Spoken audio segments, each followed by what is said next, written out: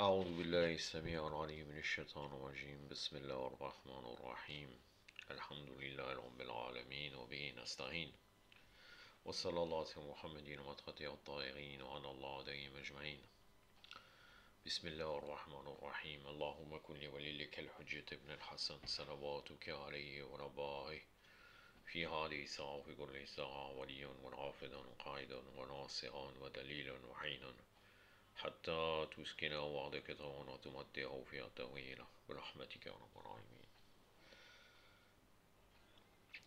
Commentaire de Ranudba, 45e partie. Une vidéo où j'ai intitulé La guerre idéologique. Donc là, cher Mohamed Sanad, comme précédemment, il nous parle des causes de l'occultation de l'imam et le fait que l'imam n'est toujours pas réapparu. Que nous dit-il? La plus grande des guerres est la guerre idéologique ou de croyance. Les tacticiens ont déterminé que perturber la croyance de la partie adverse donne plus de fruits que la guerre armée ou la guerre économique. L'imam Sadiq alayhi salam, dans le riwaya appelé Sahih Muawiyah ibn Wahad, a rapporté par des voix diverses, il nous parlait des visiteurs de l'imam Hussein alayhi salam, que les ennemis ils emploient la guerre psychologique contre ce rite. Donc comme vous saviez très bien, à l'époque il y avait une grande oppression et il y avait de la pression sur disant si vous allez visiter l'imam Hussein alayhi salam, vous prenez des risques pour vous-même, pour votre famille, etc. Et d'ailleurs actuellement c'est encore d'actualité, parce qu'on voit que chaque année lors de Ashura ou lors du Arba'in, les ennemis font de la propagande contre les Shahir al-Husseini.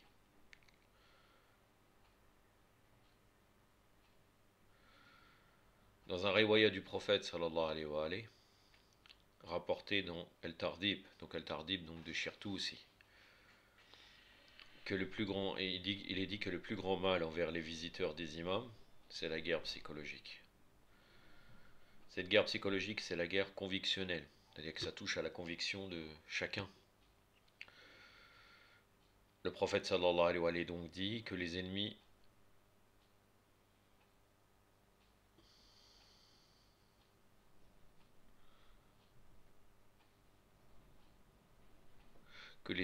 ils changent les zouars, c'est-à-dire ils attaquent les zouars, ils changent leur état comme l'état de celui qui fait zina. Puisque à partir du moment où quelqu'un fait zina, il est évident qu'à l'intérieur de lui-même, il y a une transformation. Et vous savez très bien aussi que d'après le hadith, d'après plusieurs hadiths au niveau des actions, quand quelqu'un fait zina, il s'y raccourcit sa durée de vie. Il y a d'autres actions qui permettent de prolonger sa vie. Cet état intérieur du changement de croyance est aussi grave que celui qui va vers les grands péchés intérieurs.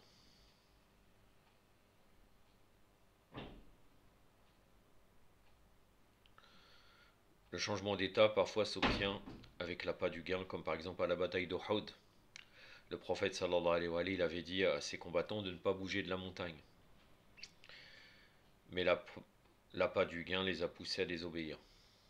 Donc, ils connaissaient tout à fait qu'il fallait obéir au prophète sallallahu alayhi wa sallam. Et malgré cela, ils ont été touchés intérieurement par l'appât du gain. Ils ont pensé qu'ils avaient gagné, ils ont quitté la montagne.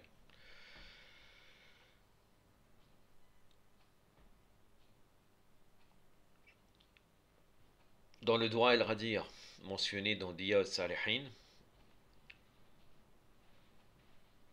il est dit que dans un croyant, dans un simple croyant,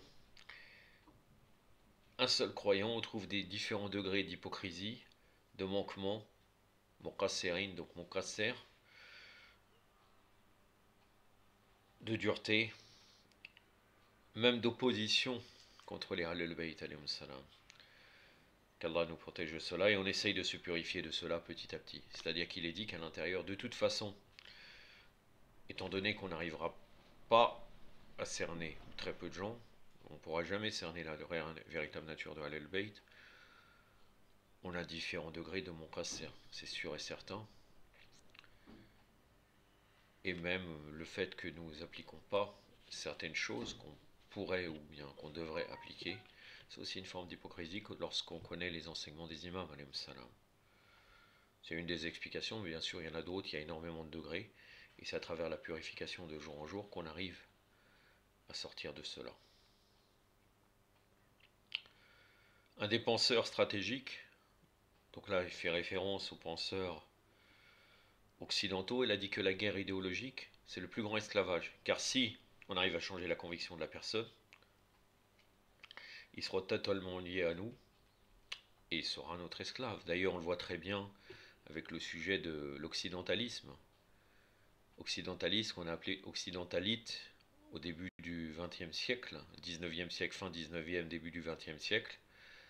Avec les pays musulmans, ça avait commencé avec l'Égypte, qui avait envoyé des étudiants en Occident, en particulier en France, pour étudier les apports technologiques des Occidentaux, en disant voilà, vous prenez ces choses-là, qui sont d'une manière positive, et après vous les ramenez et vous nous donnez qu'est-ce qu'ils ont comme apport technologique.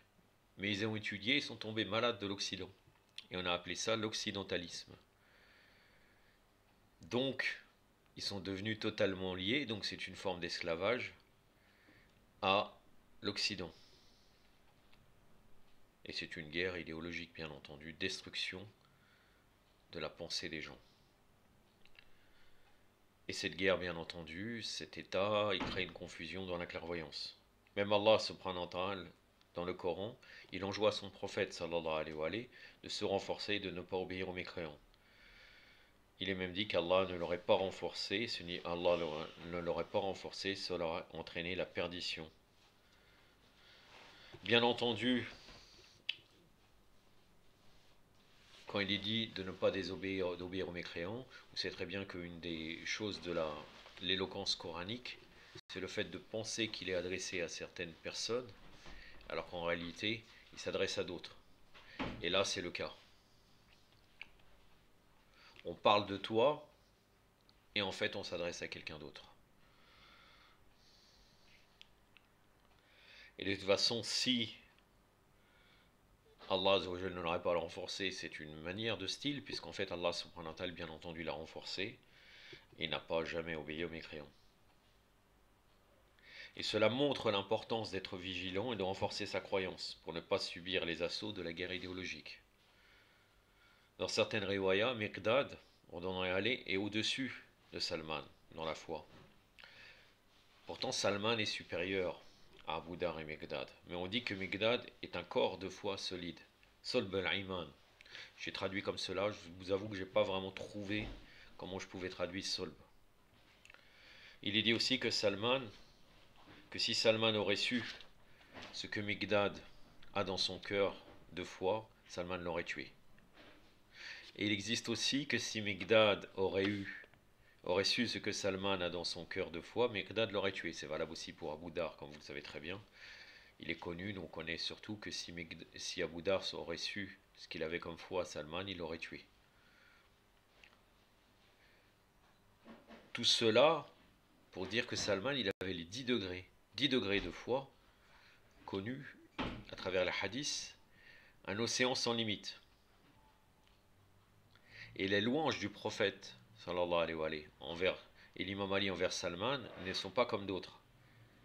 Allah l'a choisi et l'a comparé à Luqman. Il y a aussi d'autres hadiths on dit qu'Abu Dhar de la nation, c'est Luqman. Que le Luqman de la Ummah, c'est Abu Dhar.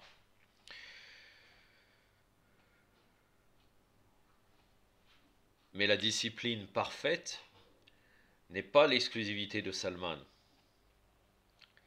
Et en réalité, ces trois étoiles, se complètent. Si Miqdad ne serait pas là, le chemin serait incomplet. Et pour dire que dans la croyance, il y a énormément d'éléments. Et il faut bien d'être renforcé, sinon on peut être égaré. On peut prendre un seul côté, comme on le voit actuellement à travers certains, malheureusement, chouyours, et on délaisse l'autre. D'où l'importance du combat idéologique, du renforcement idéologique. Et pour dire donc que si les croyants auraient été à la hauteur, il y aurait eu une victoire grandiose. Une autre cause de notre échec est le manque de clairvoyance des croyants. Concernant le sécuritaire, j'en avais déjà parlé, Cheikh Mohamed Sanad revient d'une manière différente à ce qu'il avait parlé sur le sujet de Taqiyya. Envers les ennemis, pas seulement, mais vis-à-vis des imams. C'est-à-dire on doit faire attention aux ennemis, aussi vis-à-vis des imams. Est-ce qu'on ne fait pas du mal à nos imams? Bon, surtout, actuellement, c'est par rapport à l'imam al-Hujjaj. Est-ce que l'on ne lui nuit pas, on ne le nuit pas indirectement?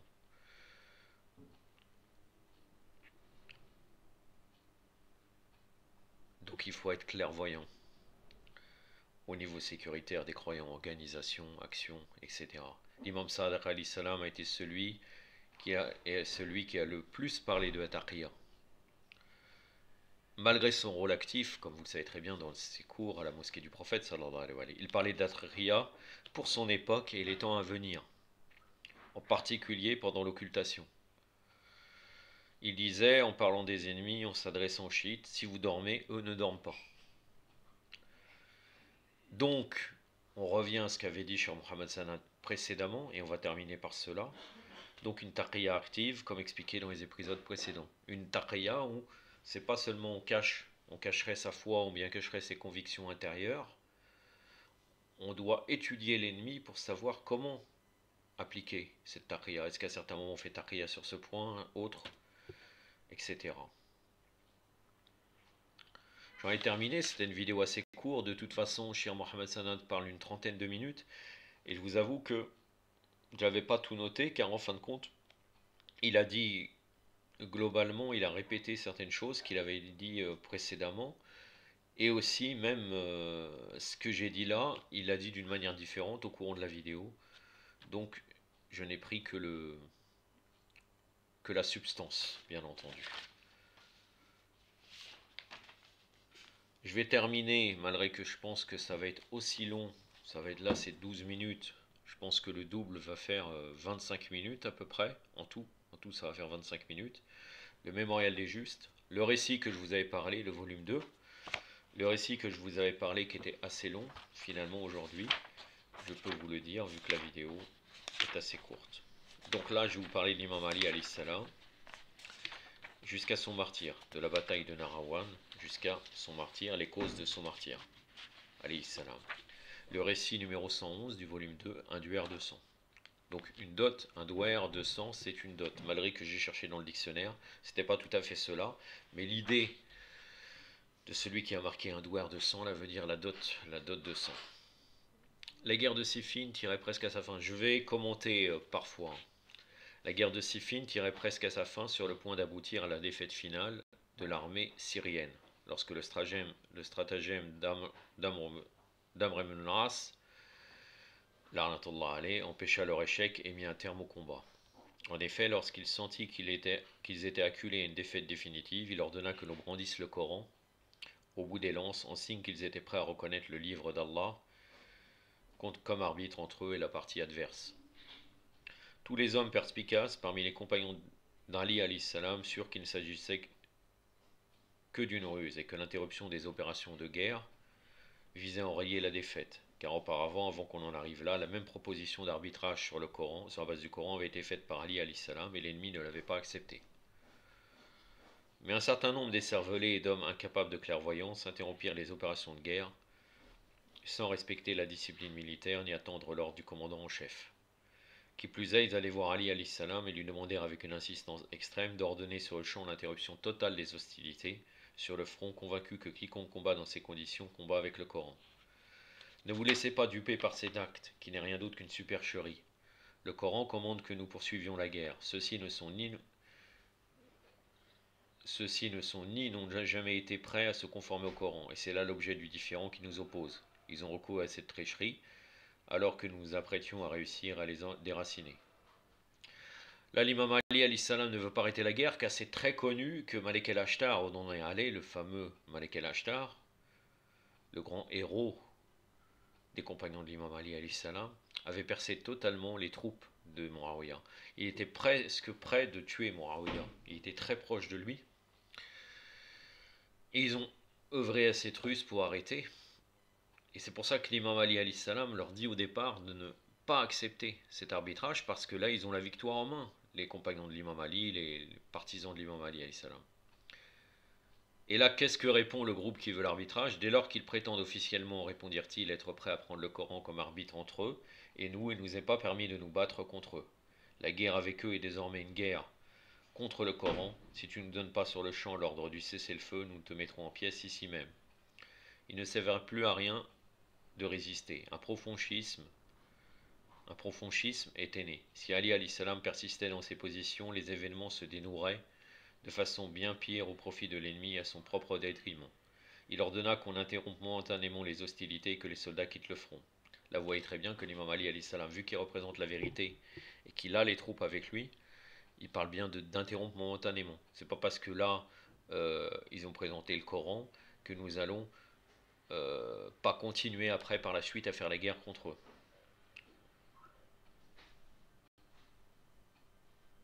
Amr al-As et Muawiyah, constatant que leur plan avait réussi, ne se tenaient plus de joie de voir que leur tir avait atteint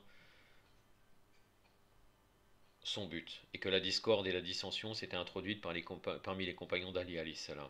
Mais ni Muawiyah ni Amr al-As, ni aucun des autres politiciens, quelque prévoyant et perspicace qu'il fût, ne pourraient prévoir que cette petite affaire allait devenir le point de départ de la genèse d'une doctrine et d'un mode de pensée, portant en particulier sur des questions religieuses islamiques, et sur cette base d'une dangereuse secte qui allait même par la suite engendrer pour Muawiyah lui-même et pour les califes, donc là les califes usurpateurs, comme lui, de profonds dérangements. De toute façon, pour les califes usurpateurs, ou même si les imams alayhim salam auraient pris le pouvoir, ces gens-là auraient continué à créer des dérangements. C'est ainsi qu'en ce jour historique naquit une telle doctrine qui se constitua et que se constitua cette secte. Les insurgés de l'armée d'Ali, qu'on appela Kharijites, s'opposèrent à la poursuite de la guerre avec un despotisme et une opiniâtreté sans borne et se soumirent à l'arbitrage. Les Khawarij de ce temps moderne, on pourrait dire c'est les Dareshi, qui pour eux rejettent tout pouvoir de toute façon et ils créent le chaos. Tout pouvoir temporel, soi-disant avec un califat qu'ils ont créé, mais les Khawarij avaient la particularité d'assassiner tout le monde qui n'était pas d'accord avec eux. Pour eux, c'était des mécréants, il fallait tous les tuer. Et donc c'est pour ça qu'on qualifie les Dareshi actuels comme des Khawarij. Il fut convenu que les deux parties, chacune de son côté, désignent un représentant et que ces représentants se réunissent pour arbitrer sur la base du Coran. Muawiyah désigna Amr al-As, Ali voulut désigner Abdallah ibn Abbas comme partenaire d'Amr, mais là encore les dissidents intervinrent. Si opposants sous prétexte que l'arbitre doit être neutre, alors qu'Abdallah ibn Abbas était partisan et proche d'Ali alayhi salam, et nommèrent eux-mêmes un homme incompétent. Donc ils ont nommé Abu Musa al-Ash'ari. L'arbitrage prit fin sans issue, sans que soit établie une véritable entente grâce à une autre ruse à laquelle recourut Amr al-As. Cette affaire d'arbitrage revêtit un aspect si ridicule et perdit à tel point son aspect sérieux qu'il n'en découla pas le plus petit effet social, même pour Muawiyah et Amr al-As. Tout le bénéfice que ces derniers tirèrent de cette affaire fut d'avoir arrêté les combats et jeté la discorde entre les compagnons d'Ali alayhi salam. Oui, puisque de toute façon, par la suite, l'imam Ali alayhi salam a voulu continuer la guerre contre eux. Mais il n'avait plus, après la guerre qu'il a fait, par la suite il a fait la guerre contre les Khawarij, et après il n'avait plus de troupes, les gens n'étaient plus motivés pour continuer la guerre. Donc en fait, Muawiyah de toute façon n'a pas récupéré le califat à l'époque de l'imam Ali alayhi salam. Donc finalement, ça a juste arrêté la guerre, ça a été une ruse effectivement. Donc l'arbitrage n'a eu aucune valeur.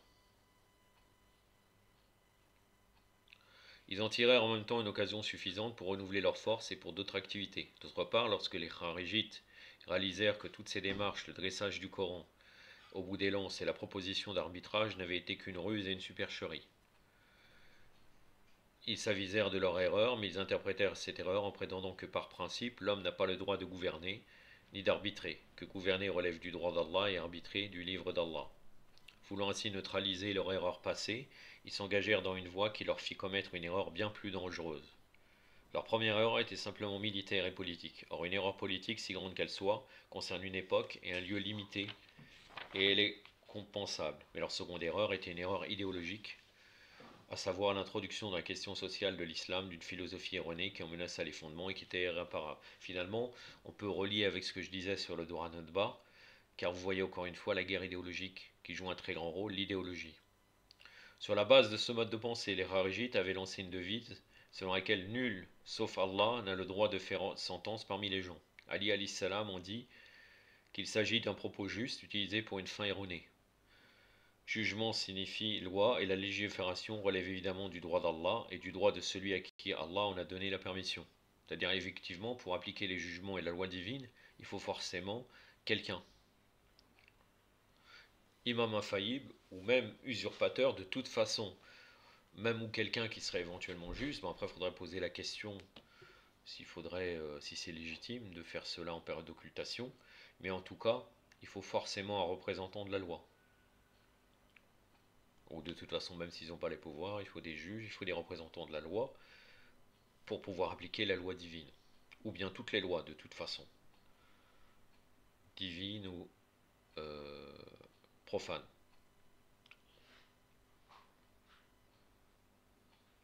Or, par cette devise, les dissidents voulaient dire que le gouvernement revient exclusivement à Allah, tandis que la société humaine a quoi qu'il en soit besoin d'un directeur, d'un administrateur, d'un exécuteur de la loi.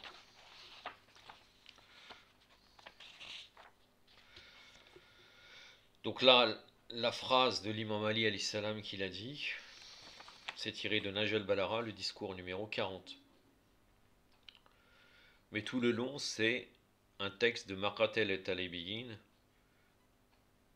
de Abul Faraji Asfarani et El-Kamel, donc l'historien Ibn Hasir, tome 3, page 194 à 197.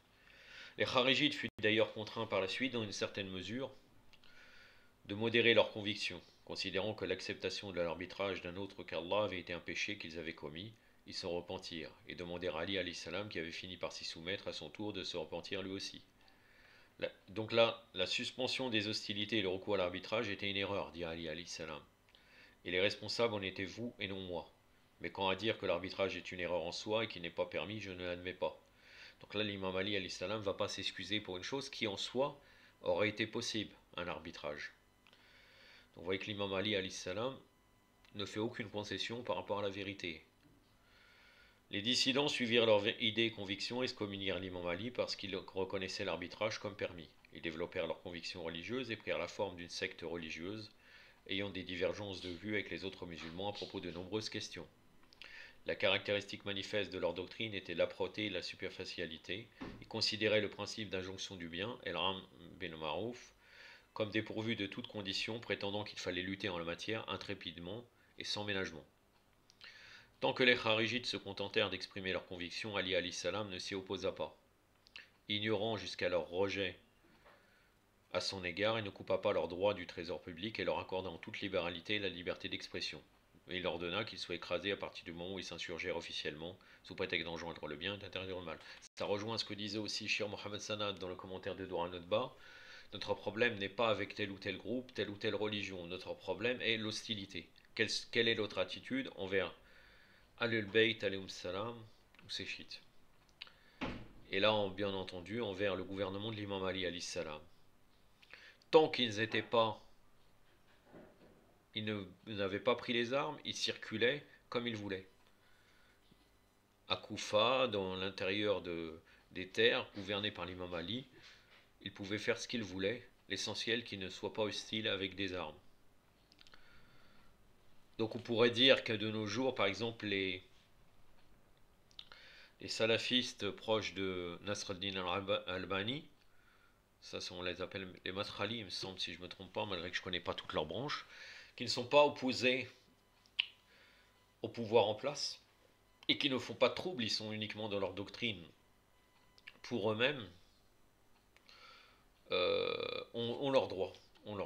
Ce n'est pas comme les salafis djihadistes qui eux vont créer des troubles, et là qu'il faut effectivement il faut le circonscrire leur action. Donc ils combattirent contre Ali alayhi salam à Nahrawan, où il leur infligea une grande défaite. Le fait qu'ils étaient en apparence des hommes croyants et pieux faisait la lutte contre les Kharijites une tâche bien difficile. De l'aveu de leurs amis comme de leurs ennemis, c'étaient des hommes qui ne mentaient pas, d'un franc-parler surprenant, pratiquant en religion, les traces de la prosternation se lisaient sur le front d'un grand nombre d'entre eux. Ils récitaient beaucoup le Coran, veillaient la nuit, mais ils faisaient preuve d'une grande ignorance et d'une grande sottise. Ils connaissaient et présentaient l'islam sous une forme très sèche, rigide et sans âme. Peu de gens pouvaient se disposer à combattre des hommes comme eux et en verser le sang, et si ce n'était la personnalité illustre et exceptionnelle d'Ali alayhi salam, les soldats ne seraient pas partis en guerre contre eux. Encore une fois, il y a eu une défaite idéologique s'ils n'auraient pas combattu, car en fin de compte, ils se basaient uniquement sur l'apparence. Donc il y avait encore une histoire d'idéologie et de croyance. En se basant sur leurs traits, on aurait eu l'impression qu'il y a eu un trouble psychologique et de croyance qui ferait qu'on ne pourrait pas les combattre.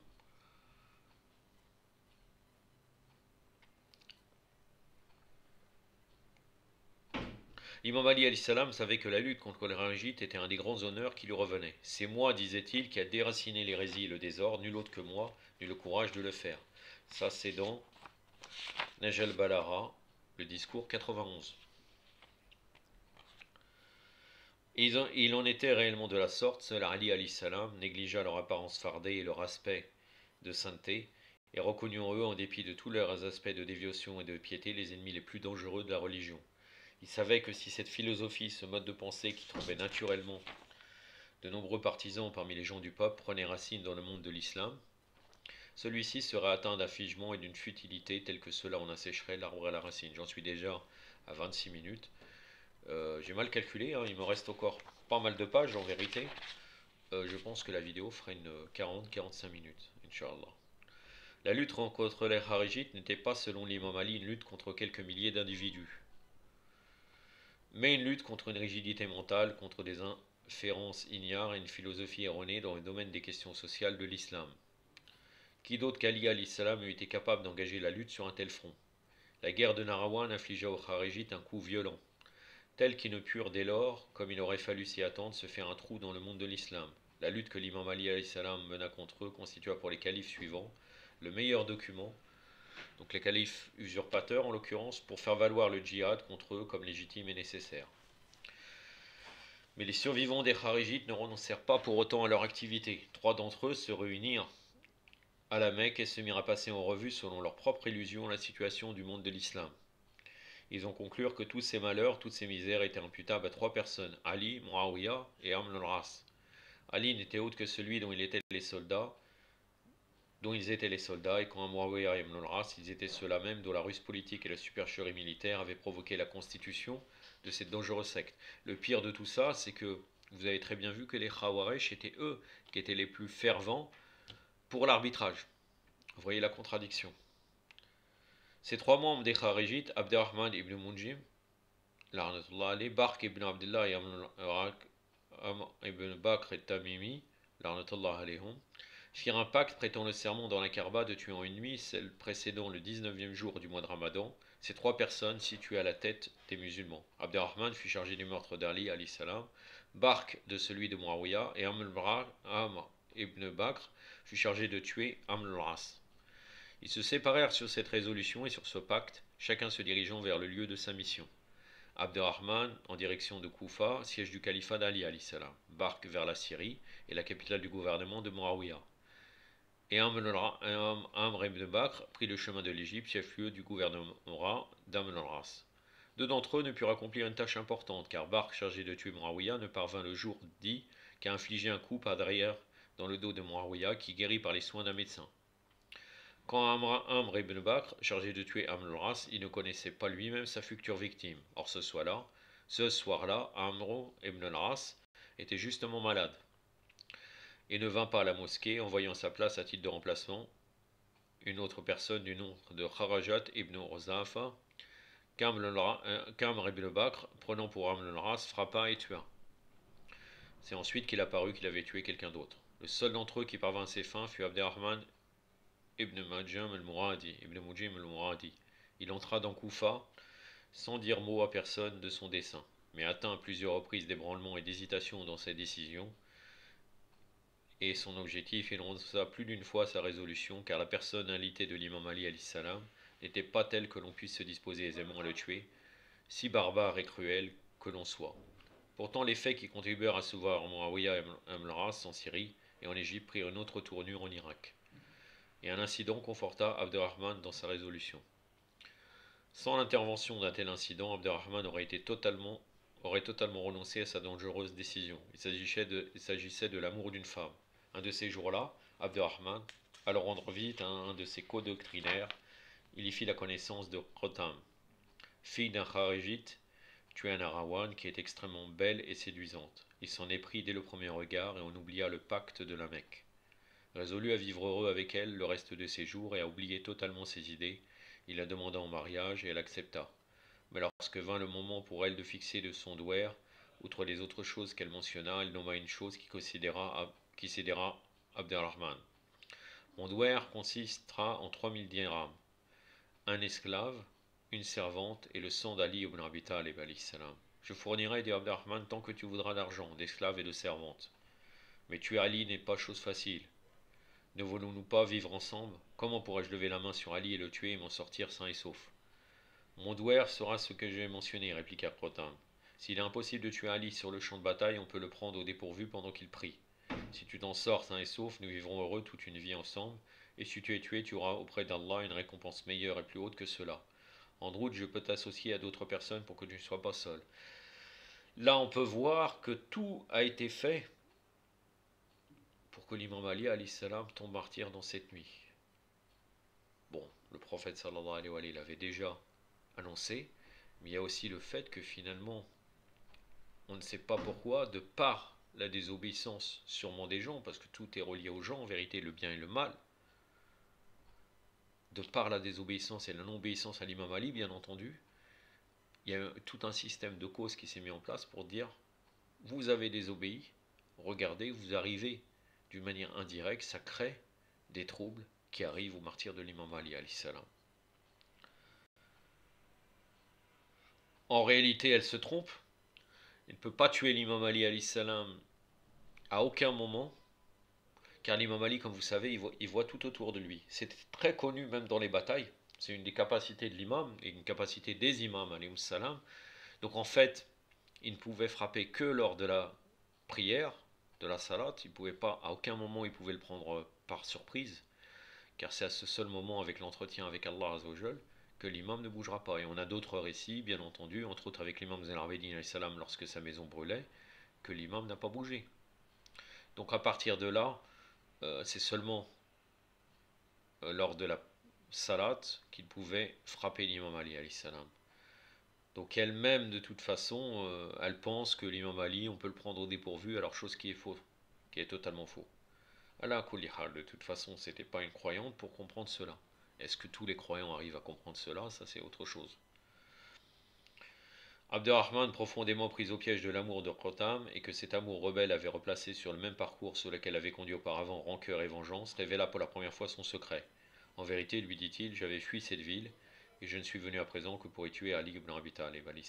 Khotam se réjouit fort à l'écoute de ces propos. Elle rencontra un homme du nom de Wardan qu'elle disposa à l'accompagner.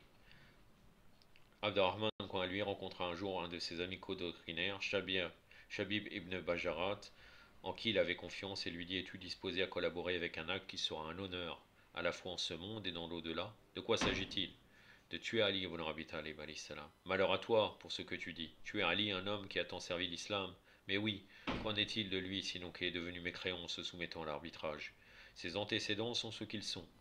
En août, dans la guerre de Nahrawan, il tua nos frères pratiquants et pieux, et nous pouvons, selon la loi de la charia, le tuer à titre de représailles.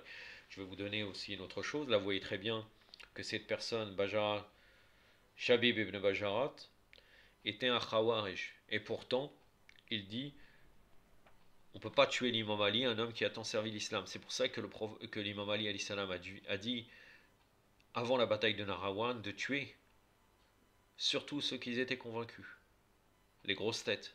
Et les autres, s'ils s'en vont, de les laisser. Car à partir du moment où il y avait certaines personnes ils étaient tous convaincus, mais il y avait différents degrés.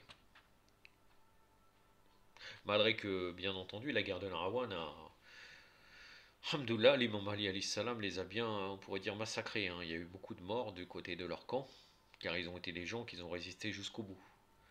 Mais en tout cas, il y avait certaines personnes que si fuyaient la bataille, ils ne devaient pas être poursuivis, et on ne devait pas même par la suite leur faire des représailles.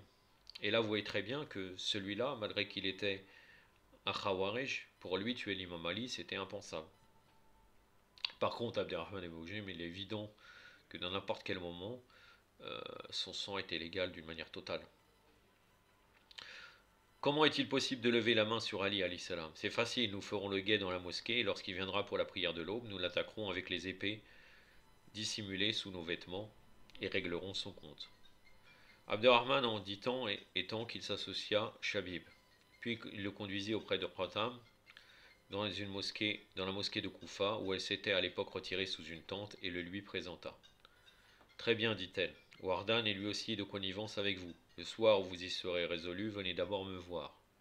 Abderrahman attendit jusqu'à la veille au soir du vendredi 19 ou 17 du mois de Ramadan, là selon certains mukhalifin. Date dont il avait convenu avec ses alliés de la Mecque. Ce soir-là, il se rendit en compagnie de Shabib auprès de Khotam, la'anatullah alayha, qui leur noua de sa propre main un morceau de soie autour de la poitrine.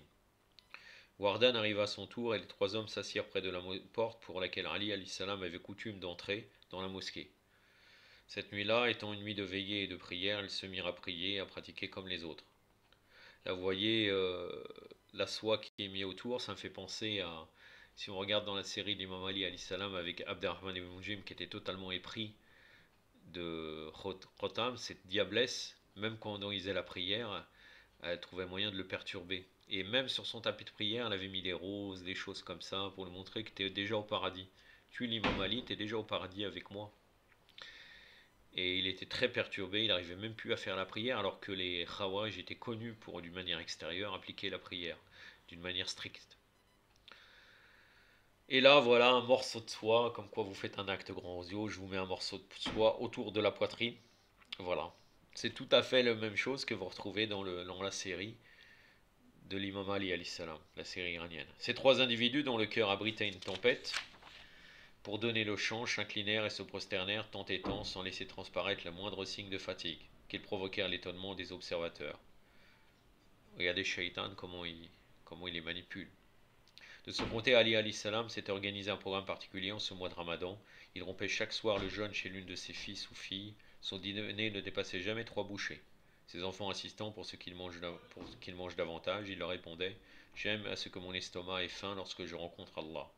Il dit à plusieurs reprises, selon les signes dont m'a informé le prophète sallallahu alayhi wa alayhi, le temps est proche où ma barbe blanche s'empourprera du sang de ma tête. Ce soir-là, Ali alayhi salam était l'hôte de sa fille Kulsoum. On lisait en lui, plus encore que les autres nuits, les traces de l'émotion et de l'attente. Lorsque les autres allèrent se coucher, il se mit à prier. Aux approches de l'aube, son fils Hassan alayhi salam vint le voir. Mon fils, lui dit Ali, je n'ai point dormi cette nuit et j'ai même réveillé les autres, car c'est la nuit de veille du vendredi, concordant avec la nuit de Qadr. Mais soudain, tandis que j'étais assis, le sommeil me prit un bref instant, et le prophète m'apparut en rêve. Ô envoyé d'Allah, lui dis-je, j'ai beaucoup souffert à cause de ta communauté. Maudis-les, répondit-il, ce que je fis. Ma malédiction était la suivante. Mon Dieu, soustrais-moi à eux au plus vite, et rappelle-moi à toi en compagnie de meilleurs qu'eux. Envoie-leur quelqu'un qu'ils méritent, quelqu'un qui soit pour eux plus mauvais que moi. Là encore une fois, pour les Batriens, la secte Batri, c'est encore un argument contre eux. Là, vous voyez que l'imam Ali alayhi salam, puisqu'ils prétendent que on ne peut pas maudire ou insulter, comme quoi tout est... C'est-à-dire que les attitudes que les imams auraient, c'était que la paix pratiquement. Là, vous voyez l'inverse. Là, le prophète, directement, il dit: j'ai beaucoup souffert, et leur dit: maudis-les. C'est une preuve contre vous, en vérité. Même si vous ne la comprenez pas, c'est une preuve contre vous. À cet instant, le muezzin annonça l'heure de la prière de l'aube. Ali s'apprêta à partir pour la mosquée. Il y avait chez lui quelques canards appartenant aux enfants qui se mirent à nasiller. Pour certaines autres personnes, on voit des oies, mais canards selon le texte. Mais lorsqu'on voulut les faire taire, Ali dit: laissez-les tranquilles, ils chantent le deuil. De leur côté, Abderrahman et ses compères attendaient avec impatience l'entrée d'Ali alayhi salam. Nul n'était informé de leur secret à part Khotam et Asha ibn Qais, un homme vil qui n'approuvait pas le comportement équitable d'Ali et qui avait des relations avec Muawiyah. Un petit incident faillit ébruiter le plan, mais un autre incident l'empêcha. Asha se rendit auprès d'Abderrahman et lui dit: le jour ne va pas tarder à se lever, et tu seras compromis, à toi dans ton dessein. Hujr ibn Adi ordonnant à Ali, un des compagnons intimes et dévoués d'Ali, alayhi salam, qui venait de rentrer de voyage et voulait lui en faire le rapport, entendit les propos mystérieux d'Archas Abderrahman. Il injuria Archas et sortit précipitamment de la mosquée pour rejoindre Ali, alayhi salam, et enrayer le danger. Mais tandis qu'il se dirigeait vers la maison de l'imam, celui-ci se rendait à la mosquée par un autre chemin. Voilà encore tout un concours de circonstances qui, encore une fois, comme Allah je le veux le bien, parce qu'il y a un point important de croyance dans cela, ce martyr a été créé, les conditions ont été créées par les actions des gens. Voyez ce que vous avez fait à l'imam Ali, il va vers le martyr. Vous l'aurez suivi, on aurait été dans un autre résultat, bien entendu, comme quoi les actions des êtres humains créent des troubles dans l'ordre naturel des choses, comme prouvé à travers le Saint-Coran. Bien que ses enfants et ses compagnons lui aient demandé à maintes reprises de leur permettre de leur fournir des gardes du corps, Ali ne leur avait pas permis. Ils allaient et venaient seuls. Cette nuit-là, cette demande fut réitérée et encore refusée.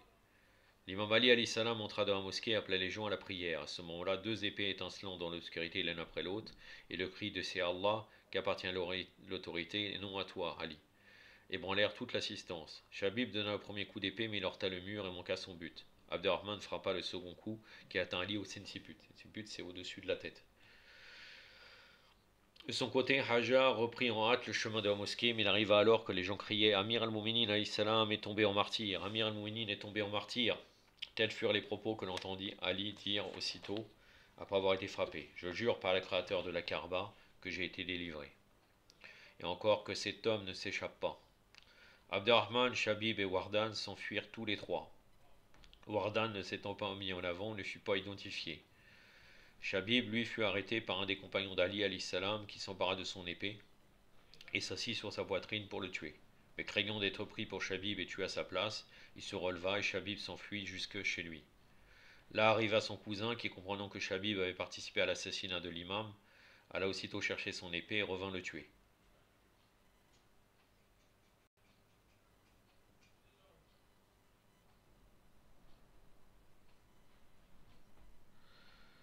Quand Abderrahman y fut attrapé par les gens et emmené, les mains liées en direction de la mosquée, les gens étaient emplis d'une telle colère qu'ils voulaient à tout instant lui lacérer le corps de leurs dents. Amenez-moi Abderrahman, dit Ali. Et lorsqu'on lui emmenait, n'ai-je pas été bienfaisant à ton égard lui demanda-t-il. Si, répondit Abderrahman. Alors pourquoi tu agis de la sorte? Quoi qu'il en soit, j'ai trempé cette épée dans du poison 40 matins de suite. Et j'ai prié à Allah que ce soit tué par cette épée le pire de ces créatures. Ta doua est exaucée, car tu seras toi-même sous peu tué par cette épée. C'est-à-dire la pire des créatures, c'est toi, et on va te mettre un coup d'épée, comme tu m'as mis un coup d'épée. Ali se tourna alors vers les siens et ses proches qui entouraient son lit et leur dit, descendant d'Abdel-Muttalib, prenez garde de vous mêler aux gens, de prendre mon meurtre pour prétexte, d'inculper des individus de complicité ou d'autre chose, et de provoquer des effusions de sang. Et s'adressant à son fils Hassan, mon fils, si je reste en vie, je sais moi-même que faire de cet homme. Et si je meurs, ne le frappez pas plus d'un coup, car il ne m'a infligé qu'un seul coup. Prenez garde de le mutiler, ne lui coupez pas l'oreille, le nez ou la langue, car le prophète sallallahu alayhi wa sallam a dit, gardez-vous de mutiler même en ce qui concerne le chien enragé. Ménagez votre prisonnier, veillez à sa nourriture et à son bien-être. Sur l'ordre de l'imam Hassan alayhi salam, on fit venir Asir ibn Amro, médecin et spécialiste de renom, qui examina Ali alayhi salam et dit, l'épée est empoisonnée et le cerveau a été atteint. Il n'y a pas de guérison possible.